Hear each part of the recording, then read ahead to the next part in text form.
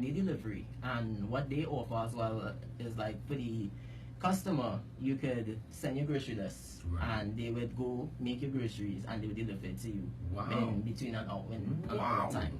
Okay. Wow. So for all those young professionals looking to go home and make dinner and don't have time to go and shop.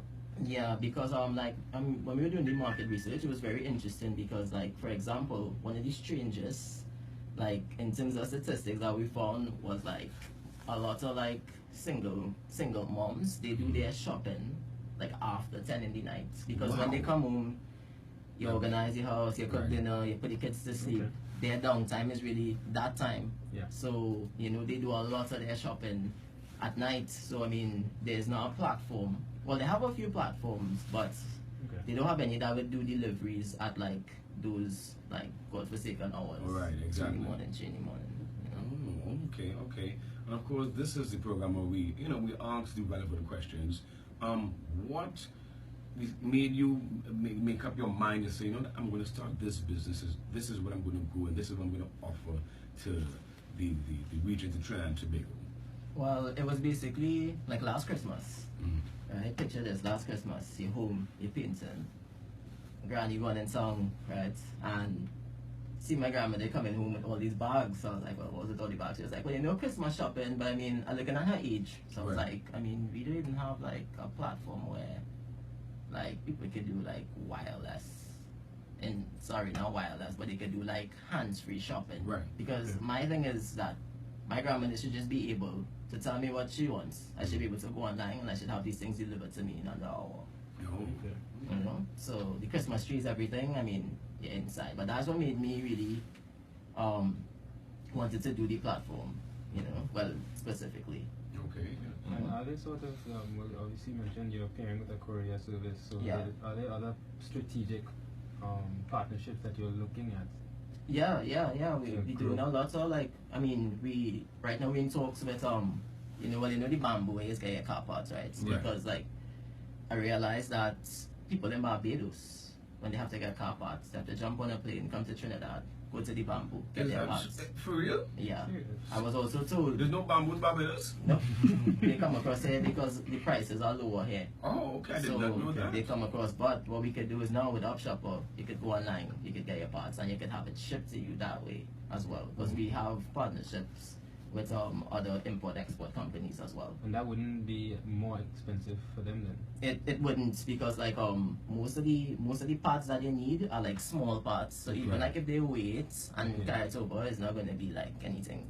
It's not going to be like a difference. Oh, so it's very convenient for these shoppers. Yeah, I mean, it have like some real interesting statistics floating around. Like, for example, like another one is like the Leeward Islands. They have a cricket team. Right. Right, but yet still, when they have to get cricket, like bats and stuff like that, they have to do that when they go on tour, because they don't have enough stores that supply that. So when they tour, that's when they get their stuff. So with Upshopr again, I mean, problem solved. You could make it easy for the region. So the idea is not to keep this local. No, it's not to keep it local. I want to do it regionally first, but I mean, international companies can come on the platform as well. The only thing we have to sort over that is basically like in terms of the checkouts, like the credit card payments, which we have solutions for. Right. Already. PayPal systems. Yeah. Interesting. What I like about it though is it's not on one vein. You can do sports, you can get car parts, you can use the grocery as well. Yeah. So it applies to each and every customer that has a need. Exactly. And I think that's important. When we all try to consider business, make sure to have a need. You must have a need. All right. Of course, starting up this business, are you in technology? Are you an app developer? My background is actually in marketing, right? Okay. So my business partner, Richard Chase, he does all the like technical aspects of the app. But I mean, being around it for like so long, I'm actually getting into technology. Like I'm forced into it, but I love every part of it. Every part of it. Well, normally we know technology. If anybody follows, abroad, Silicon Valley, and the developments in the global startup world, it's a very expensive sort of endeavor. Yes. So, how did you go around with getting financing to this? Because obviously, if you have to buy, parts, servers. Well, honestly, like when we needed, like, in terms of servers, what I did was, since my background was in marketing, I actually leveraged that. Because I didn't have money to get these servers, so I would go to companies and I was like, if you give us this, if you sponsor us this, or give us this at a cheaper price, I would do 6 months free marketing for you, for your business. And I kind of like partner with them in that way, and that's how I got like majority of the stuff. And also like Richard now, as he's a developer, most of the stuff is done in-house. So we don't really have to pay to outsource, or we do basically everything in-house to keep the costs.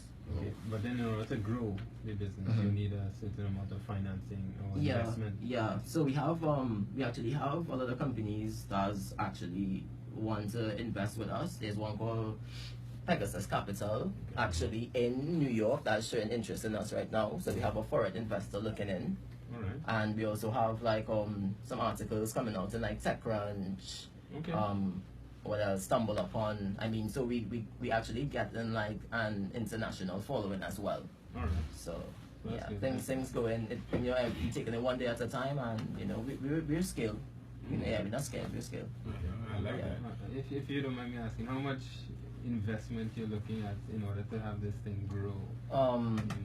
Okay, so we wanted to start with minimum. We didn't really ask so much. We wanted 50,000, but like between us, I mean, I could see. TT or you? Yeah, we wanted TT, Okay. right? But the investment from Pegasus Capital could actually be as much as probably about 500,000 US. Ooh, wow. So That's the start. Yeah, and that would be our seed. That would be our first seed round okay. of funding. How expensive is it to maintain the app though? Is actually it is expensive to maintain the app, but like again, since we do everything in-house, most of the expenses would be like probably just hosting it, you know, again, like the